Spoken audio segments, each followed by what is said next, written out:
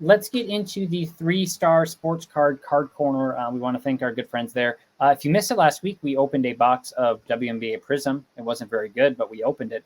And then Kyle and I separately opened more. And then we opened more. That we got from Target. That we got from some retail stuff. So that was fun. But yeah, head to 3-star sports cards for like literally anything you need card wise, as far as like there's tons of new products right now. Like football products are going crazy. And then if you have a collection and just need some help with it, like go talk to them. Eric's the man. They're awesome. So yeah, go check them out. Bloomington or Little Canada, or check out their website. And they're across social too, and they post like the customers' biggest hits and everything. Okay, Julian, I don't have like a specific player to like focus in on this week, but I do want to talk about the fact that like we're starting to see the PSA returns come back like hot and heavy right now.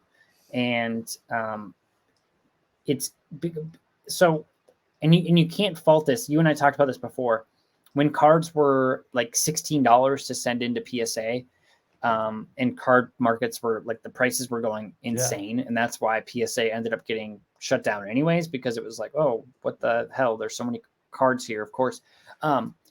So if you were able to send cards in at like $16 to $17, like you're still making money off of those cards. But what we are seeing, like if you just look at eBay sales, like you're seeing these cards get like absolutely flooded.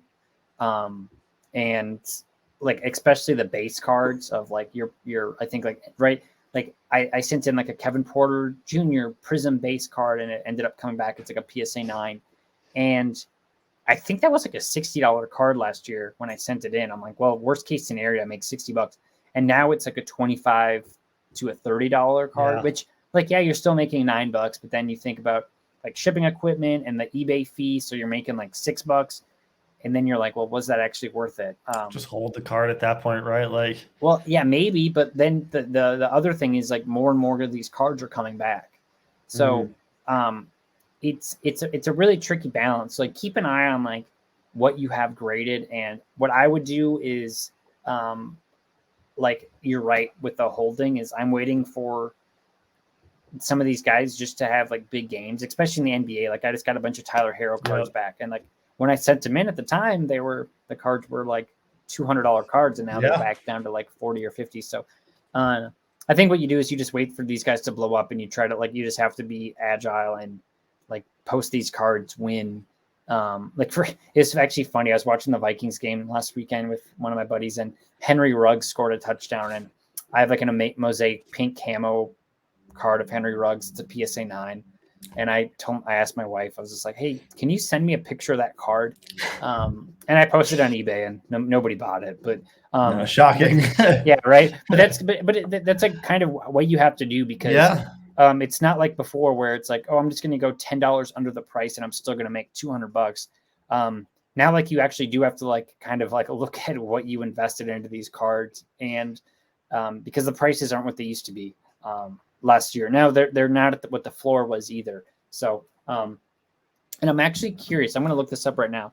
Like a good indicator is always like basically like your Zion base cards. So let's just look at a Zion base Prism.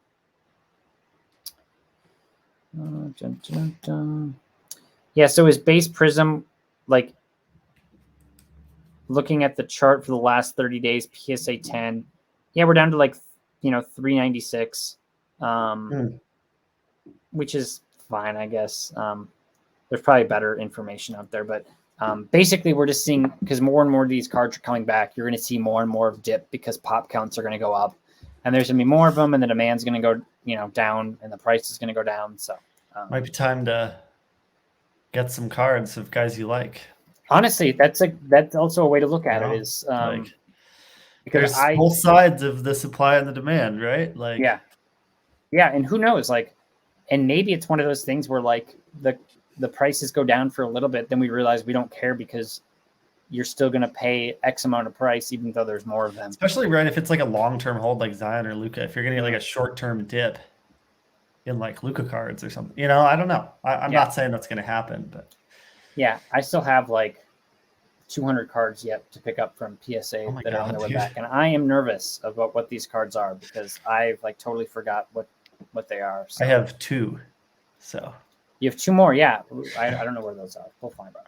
I mean, it could be years. I'm not holding my breath. I would have passed out. Honestly, they're making pretty good time. Nice. Now they are. They're like basically they're going through their systems really fast. Cool.